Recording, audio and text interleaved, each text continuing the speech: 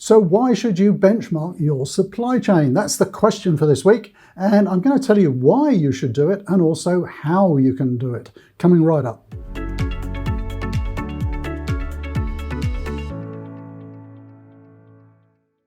Okay, so the question is, why benchmark your supply chain? If you aren't benchmarking your supply chain now, I would hope by the end of this video that you will.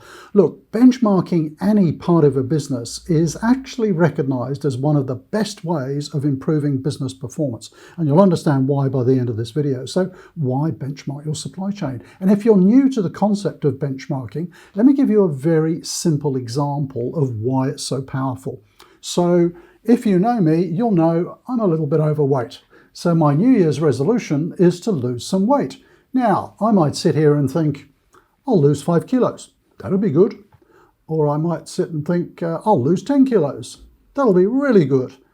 But how good is it? How do I know? By benchmarks. So it's very easy for something like that. For weight loss, I jump online, I have a look at people, statistics for my age and my height. What weight should I be? That's like a benchmark. And it gives me the BMI, the body mass index for the right age and height. And you know, this weight is very obese and this weight is overweight and this weight is the normal bit. So I was fooling myself, wasn't I? Sitting there thinking, I'll lose 5 or 10 kilos and that'll be really cool. No, to get anywhere like normal, I've got to lose at least 20 kilos. So without that kind of benchmark, I didn't know what normal or what good looked like. So now let's come back to the supply chain. Why is it so important in the supply chain? Well, let's take a really easy example. Maybe your supply chain cost as a percentage of sales, or even simpler, your freight cost as a percentage of sales. Maybe in your business, you're operating at a level of, let's say, 6% freight cost as a percentage of sales. Now, if you could shave that down a bit, let's keep the numbers easy.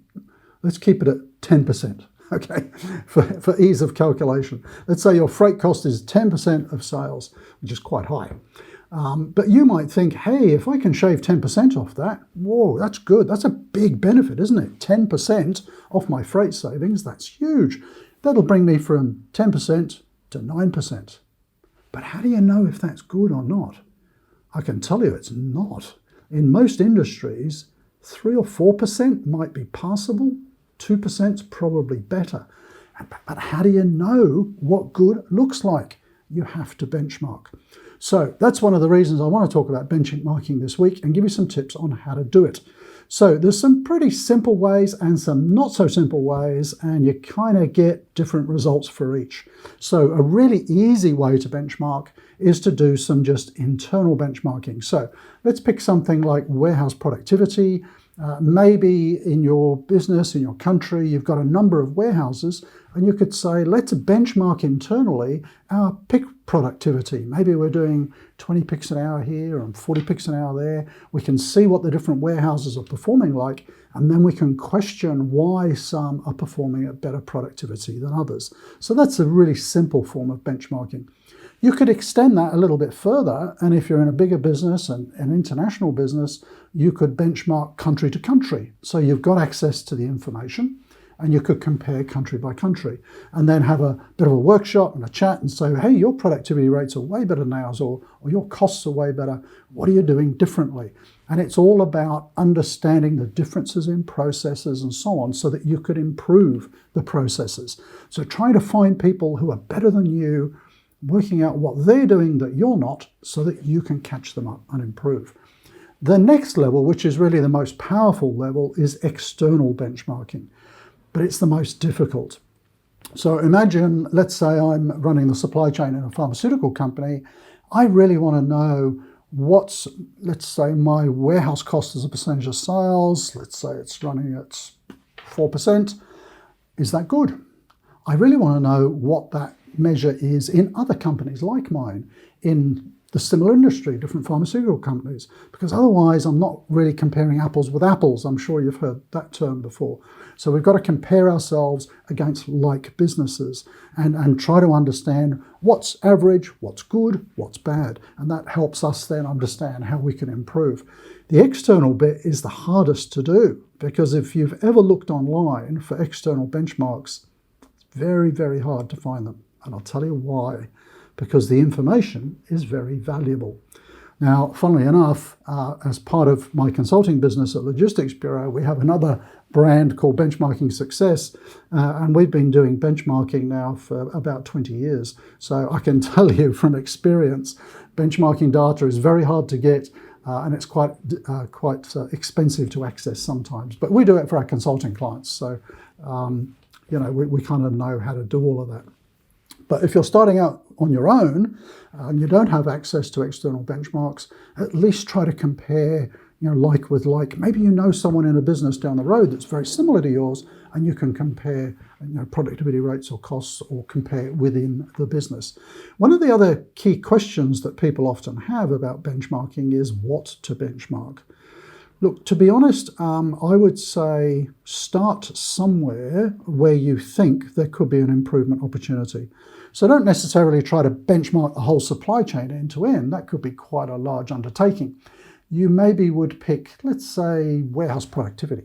If you're concerned about that, benchmark that one thing, pick rates, and then try to find some other benchmarks to see where you fit in. And professional benchmarking generally grades you on 3 levels. You can be kind of best in class, the average, very often called parity in the industry, or below average, which is often referred to as disadvantage. So you can see whether you're up there with the best in class, around the average, or below average. Once you know what the performance of a particular function or your whole supply chain should be, that opens up a whole avenue then of improvement.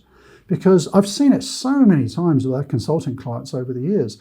We'll have a look at their business and we'll say, wow, your warehouse productivity is really low. It's here and it should be here. And we say, oh, well, we think it's all right. And our people think it's all right. You've got to take people on a bit of a journey so that they can understand that going from here to here is possible. And that's where benchmarking is really powerful. I remember with one case, it was warehouse productivity, where we were working with a company and their pick rate per hour was 15 pieces an hour down here. It was a difficult product. I know that sounds bad. 15 units an hour, 15 lines an hour it was. And we said to them, look, you should be picking at about 50 lines an hour. And they said, no, it's impossible. And so going through a benchmarking exercise, we were able to demonstrate to them, hey, look, all of these other companies like yours are doing way better.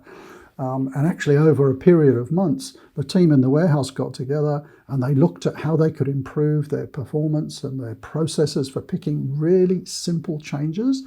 And you know what they did? They went from 15 up to the 50 that we said they should be at, and they went up to 75.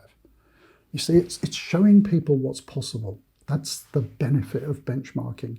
It's telling you, a bit like my weight loss program, how far off the pace am I?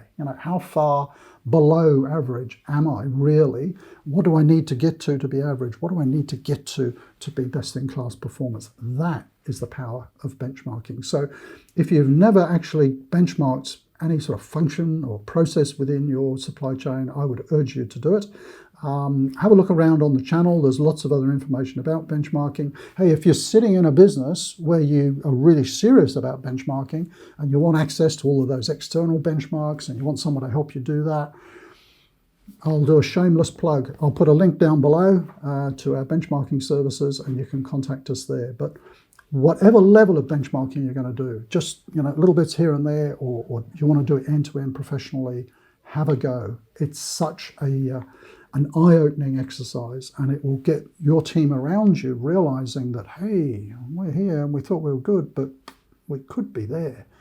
And the performance improvement and the dollar cost improvement can be phenomenal.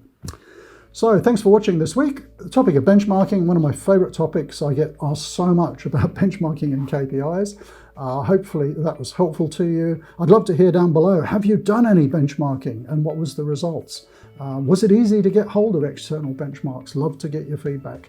So thanks for watching. See you next week. Now, if you're new to the channel, do make sure that you hit subscribe, hit the notification bell. That way you'll get an email telling you every time we have a new video coming out.